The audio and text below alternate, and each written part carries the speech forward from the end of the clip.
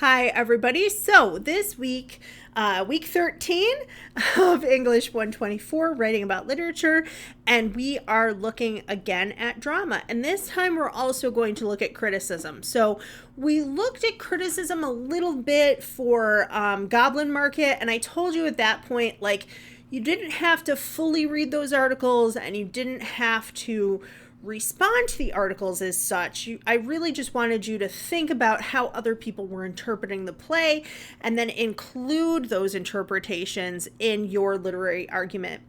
But here, you're really practicing for the final exam. The final exam will be in two parts. Part one is multiple choice. Part two is kind of like an essay exam. And there, you're going to be asked to read criticism and respond to it.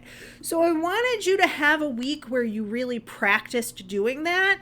And kind of as we're building our skills, we looked at criticism, we used it.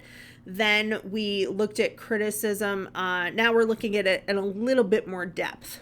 That's basically the idea. So the play for this week is called Trifles. And I chose this because there's a lot of criticism on it. So it was easy for me to find a secondary source for you guys to read and respond to. But also, I think it's a very interesting play. We have a play that starts what's called in medias res. That means it starts in the middle of things. And we start in the middle of things after a woman has possibly killed her husband. So we have two groups of people coming into her house, a group of men and a group of women. The group of men are really looking for clues as to why she did this, whether she was the one who did it, and why. And the women are seeing clues that the men are not picking up on. So, trifles, if you look up the definition, the first thing that comes up is the dessert. But basically, outside of a thing with ladyfingers and pudding, a trifle is something small and insignificant. So I want you to really look for the small, insignificant things in the play that the women are finding and ask yourself what they mean.